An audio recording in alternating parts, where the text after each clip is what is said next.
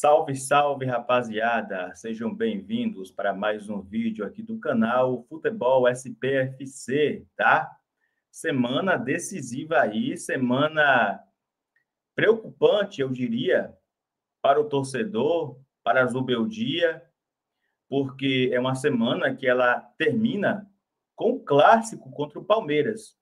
E o São Paulo, que até aqui está invicto, mas até que ponto estar invicto no Brasileirão é bom?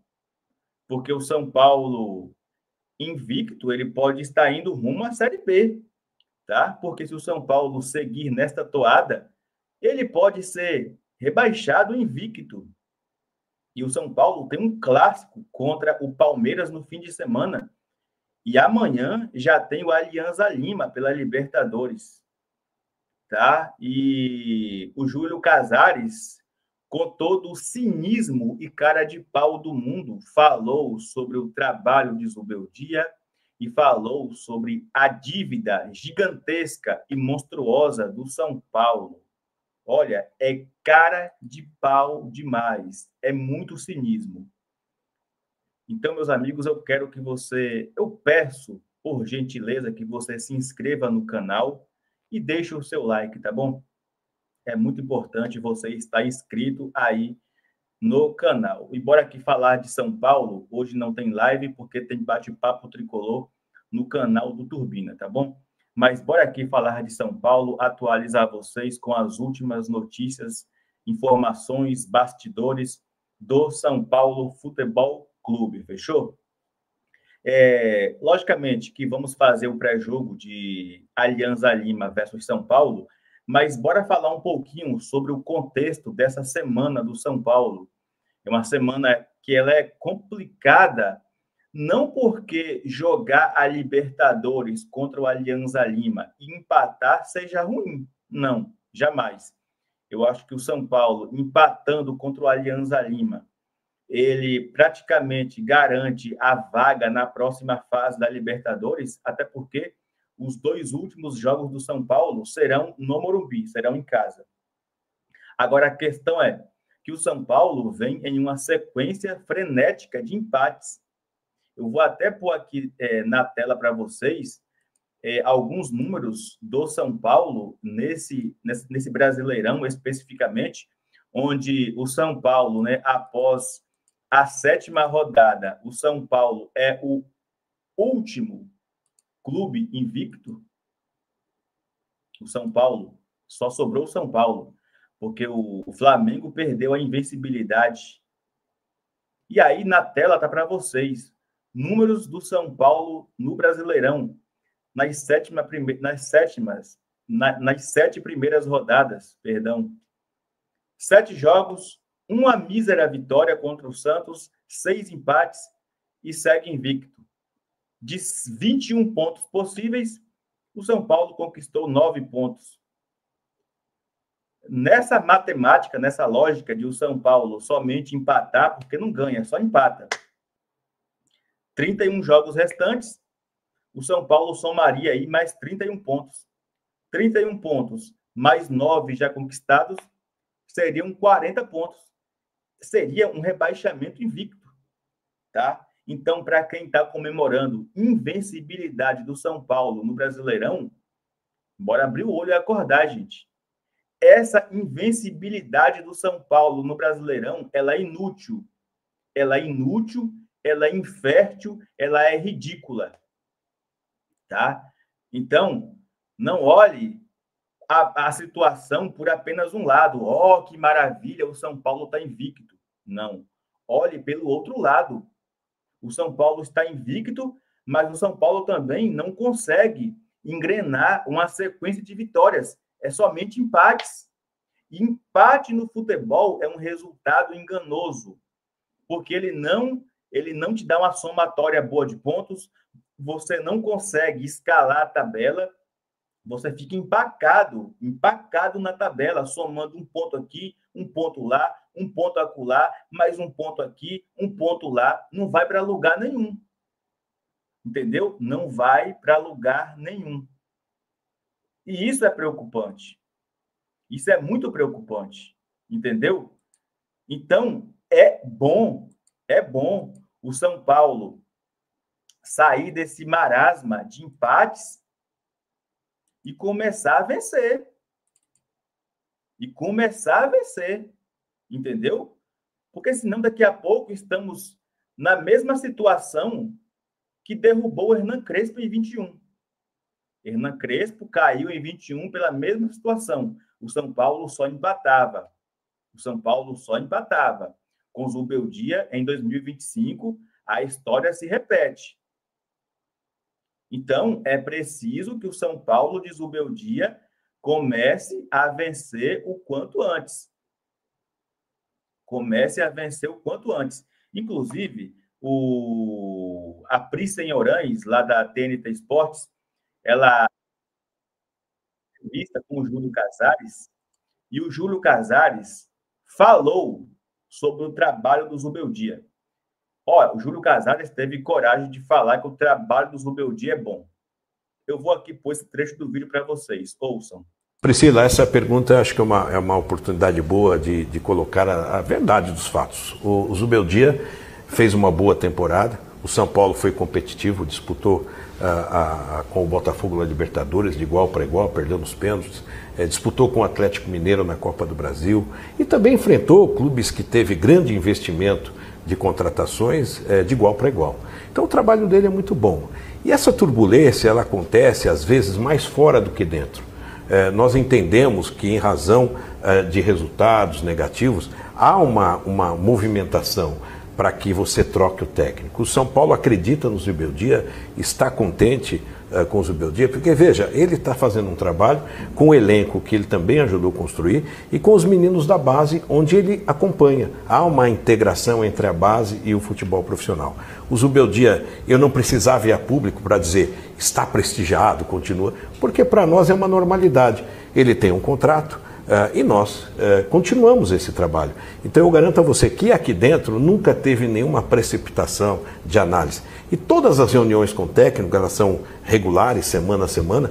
Ele conhece a diretoria e a nós, ele sabe que estamos juntos nos treinos, nas viagens, e ele conta com a nossa alegria e satisfação desse trabalho que ele fez, não só no momento melhor, mas no momento pior. Porque, veja, às vezes nós somos criticados que o elenco é curto.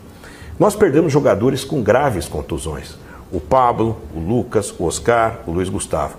E você não pode, em razão disso, sair contratando no outro dia, né? Você tem janela, você tem expectativa de retorno, como todos estão retornando, salvo o Luiz Gustavo. E nós temos uma base muito, assim, com boa perspectiva, né?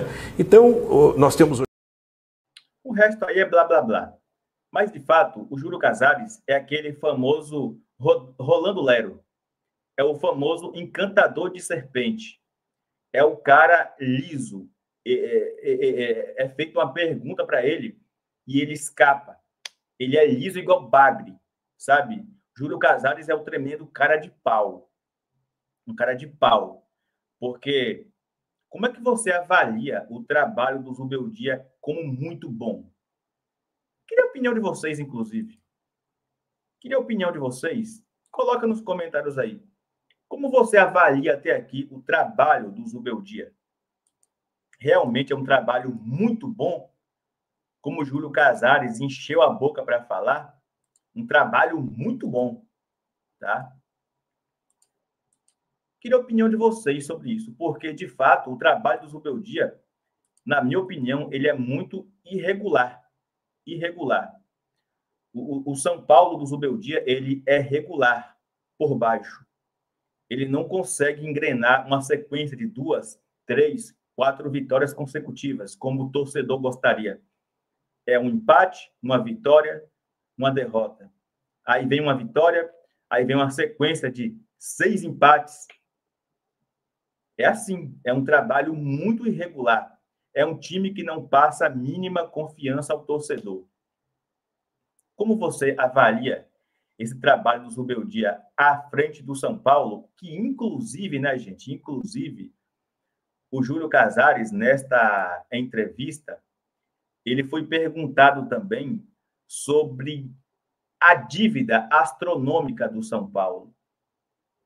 E o Júlio Casares, ele, às vezes, ele testa a inteligência do torcedor do São Paulo, porque ele vem utilizando como meio de justificar esse déficit ridículo coisas que aconteceram no ano de 2023, quando o São Paulo ganhou a Copa do Brasil. Ora, o déficit astronômico corresponde a 2024. 2023 já passou. Júlio Casares continua tentando enfiar de goela abaixo no torcedor a mesma situação. Vou aqui rodar mais um trechinho do vídeo, dar o crédito à TNT Esportes e a Pri Senhorães lá, que fez a entrevista com Júlio Casares. É uma entrevista longa, eu recomendo você assistir. Ela está no YouTube da TNT Esportes, tá bom? Ela tem cerca de 52 minutos, eu assisti toda, mas eu aqui peguei alguns trechos só, e eu vou aqui passar para você mais esse trecho. 960 milhões, nós esperamos que venha reduzindo gradativamente até estar num plano aceitável em 2030. Eu espero que a gente possa também vender atletas. E aqui o torcedor tem que entender, se eu vendesse atletas em 2023, eu não teria déficit. Também não sei se teríamos o campeonato. Não é? E em 2024 nós tivemos atletas que tinham mercado internacional e se machucaram. E se machucaram gravemente, com cirurgia, isso todo mundo sabe. Então, nós contamos com essa desconexão de fluxo de caixa. O importante é que nós precisamos ter um fluxo para amenizar a dívida, para estabilizar e para baixar. E esse é o foco. Mas nós sabíamos que poderíamos enfrentar. Eu vou dar um exemplo aqui, Priscila, aqui. O CT da Barra Funda, que quando veio o Lucas e o Oscar, que são jogadores de renome internacional, eles olharam aquela estrutura e falaram, puxa, por que vocês não mostram? Mudou tudo. Vestiário, refis, campos de futebol, refeitório, estrutura. O CT da Barra Funda estava precisando. Quando você faz mais investimento, você aumenta a despesa também. Porque hoje um clube de futebol que tem que ter a logística de calendário como nós temos, tem que ter voos fretados. O São Paulo tem. O São Paulo fez, além do voo fretado, cadeiras, melhor conforto para os atletas, inclusive na recuperação de fisioterapia e fisiologia na volta dos jogos. Então o São Paulo investiu no nosso negócio principal, que é o futebol. E claro que isso tem uma repercussão também de despesa. Investimos em Cotia com o TecFut e outros setores do nosso refis lá. E tudo isso também traz um pouquinho. Notem que ele gagueja demais, né? Para explicar as coisas, gagueja demais. E ele falando aí que nós investimos no nosso principal produto. Lembrar para ele que, inclusive, no futebol, o São Paulo teve prejuízo. O São Paulo, que é o carro-chefe, o futebol, que é o carro-chefe, que deveria dar lucro, ele deu prejuízo. Então, é muito erro de gestão. É muito erro de gestão. Entendeu? Estão gastando demais e não estão sabendo recuperar o investimento. E gagueja demais, enrola demais, sabe? É um cara ensaboado, é um engasopador, é o encantador de serpente. Não dá para confiar em uma palavra que Júlio Casares fala. Infelizmente, para mim, ele perdeu toda a credibilidade comigo. Não consigo mais crer em uma palavra do que ele fala. Para mim, isso são só palavras jogadas ao vento para tentar encantar o torcedor. A mim, ele não encanta e não me engana. E você? Júlio Casares te engana, te convence com as suas palavras? Com suas justificativas infundadas? Queria saber aí sua opinião sobre essa situação. Inclusive, né, algo que pode aqui ainda aliviar um pouco a vida financeira do São Paulo durante a temporada é a venda de jogadores que não estão mais no São Paulo. Né? É a venda de atletas que não estão mais no São Paulo. E dois desses jogadores são o Gabriel Sara, que está aí na tela, e o Antony. O Antony, que tem jogado muito bem no Betis da Espanha. Antony pertence ao Manchester United, da Inglaterra. O Sara pertence ao Galatasaray da Turquia. E pode dinheiro entrar aí nos cofres do São Paulo na metade do ano. São Paulo pode arrecadar aí algo em torno de 30 milhões de reais com as possíveis vendas de Gabriel Sara, que interessa ao Grupo City, e também ao Antony, que interessa ao Atlético de Madrid da Espanha, tá? Então, são negociações que elas podem acontecer aí e podem render uma baita grana ao São Paulo. Cerca de 30 milhões de reais podem chegar aos cofres do São Paulo aí na metade do ano, na janela da metade do ano, beleza? Além, claro, que temos outras vendas aí engatilhadas, né? Por exemplo, tem a possível venda do Galopo para o River Plate, essa somente no final do ano. O Rodrigo Nestor, junto ao Grupo City, né, ao Bahia. Então, tem toda essa situação. O São Paulo já fez até aqui 85 milhões de reais em venda de jogador esse ano. Ainda falta um montante para bater essa meta. E essas possíveis vendas desses dois jogadores que não estão mais no São Paulo, mas que o São Paulo tem ali um percentual ainda de venda e ainda aquele mecanismo de solidariedade da FIFA, podem ajudar o São Paulo a ficar perto de bater essa meta. Meta essa que o São Paulo ainda precisa vender para bater, tá bom? Então, já opina aí também sobre toda essa situação. E agora vamos aqui começar a falar de Alianza Lima e São Paulo. Tá? Alianza Lima e São Paulo. São Paulo já está em solo peruano. O São Paulo já desembarcou em Lima, no Peru, onde nesta terça-feira, às 19 horas, o São Paulo enfrenta os donos da casa pela quarta rodada da fase de grupos da Libertadores da América. O São Paulo visando aí a sua classificação rumo às oitavas de final da competição. É um jogo que deveria ser tranquilo, mas o São Paulo se complicou contra o próprio Alianza no Morumbi. Após abrir um 2-0, após mexidas erradas do Zubeldia, o São Paulo cedeu o empate. E por isso é importante que o São Paulo vá até Lima, no Peru, e se não conseguir vencer, mais um maldito empate não seria de fato ruim pela circunstância e pela competição. Não seria ruim um empate. E eu vou aqui pôr na tela para vocês como chegam as duas equipes para esta partida. Está aí na tela para vocês como chegam as equipes para esta partida. Está aí. Aumenta aqui, ó. O São Paulo conquistou o 6º empate em 7 rodadas do Campeonato Brasileiro na última sexta-feira, após ficar no 0-0 diante do Fortaleza, no Morumbi. O tricolor ocupa a 10ª posição com 9 pontos conquistados. Pela Copa Libertadores, a equipe do técnico Luiz Ubeldia lidera o grupo D com 7 pontos somados. No último compromisso pela competição continental, o São Paulo bateu o Libertad por 2-0 no dia 23 de abril, no estádio Tigo La Huerta. Por outro lado, o Alianza Lima foi derrotado pelo Cienciano por 1-0. Gol do Cueva, tá? O Cuevadinha. Na última sexta-feira, pela 11ª rodada do Campeonato Peruano. O resultado encerrou uma sequência de 3 vitórias seguidas da equipe, que ocupa a 5ª posição com 19 pontos. Na Libertadores, o Alianza Lima é o 3º colocado da chave, com 4 pontos conquistados, tá bom? Então tá aí um resuminho básico e rápido de como chegam as duas equipes para a competição. E vou aqui compartilhar também rapidamente com vocês como está a situação do Grupo D. A classificação do Grupo D da Libertadores da América está, sim, aí na tela para vocês, tá bom? O São Paulo lidera a chave D da competição com 7 pontos. Logo em seguida vem o Libertad.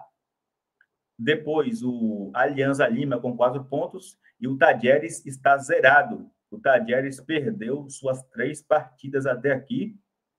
Lembrar que o São Paulo e o Alianza Lima abrem o grupo amanhã, terça-feira, e o Tadieres e o Libertad só jogam na quinta-feira. O jogo na Argentina, em Córdoba, o Tadieres recebe o Libertad. Por serem 2 times fracos, eu acho aí que pode rolar um empate, ou no melhor dos cenários, o Tadieres poderia vencer o Libertad. Se o Tadieres vencer o Libertad, melhor ainda a situação para o São Paulo. Porque se você imaginar que o São Paulo possa, na pior das hipóteses, empatar amanhã, ele vai a 8. O Alianza Lima iria a 5. O Libertad ficaria com 6. E o São Paulo tem os 2 últimos jogos em casa, contra a Libertad e contra a Tadieres. Então, ficaria muito fácil do São Paulo encaminhar a classificação. Claro, embora amanhã o que nós queremos mesmo é a vitória do São Paulo. O que o torcedor quer amanhã é a vitória do São Paulo. Nada mais do que a vitória nos interessa, não é verdade? E para esse jogo aí, temos uma baita de uma novidade, né? Para esse jogo aí, temos uma baita de uma novidade, que é o Pablo Maia, né, gente? O Pablo Maia, ele surpreendeu a todos aí, quebrou todos os protocolos, prazos, e está relacionado para esse jogo. Logicamente que há uma certa cautela, logicamente também pelo período que ele está parado. Não é salutar, não é normal que ele seja titular. Mas a sua volta já é uma baita evolução aí para o São Paulo na sequência da temporada, já que o Pablo Maia era esperado apenas para a pausa para o Super Mundial de Clube. Mas ele não, surpreendeu a todos e se recuperou muito rápido e já está apto para jogo. Já está relacionado para a partida. Então, que o Pablo Maia tem aí um bom retorno no São Paulo, tá? Eu vou aqui pôr rapidamente para vocês a provável escalação do São Paulo na tela, que vai aparecer para vocês aí, que é esta, ó. Esta é a provável escalação do São Paulo, com o goleiro Rafael, a defesa com Cédric Soares, Juan Tressoldi, Alan Franco e Enzo Dias.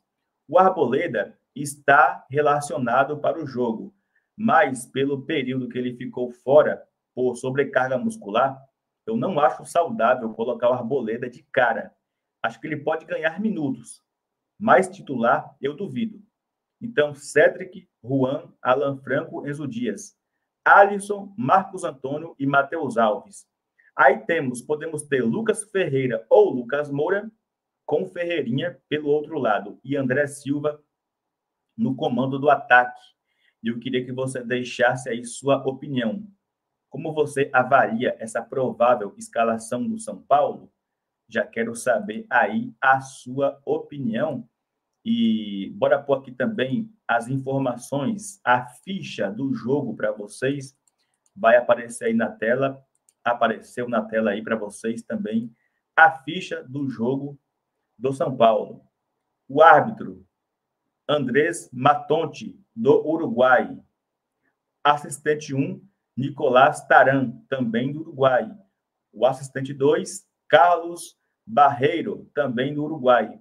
No VAR, Andrés Cunha, também do Uruguai. Então, teremos aí arbitragem uruguaia para Alianza Lima versus São Paulo.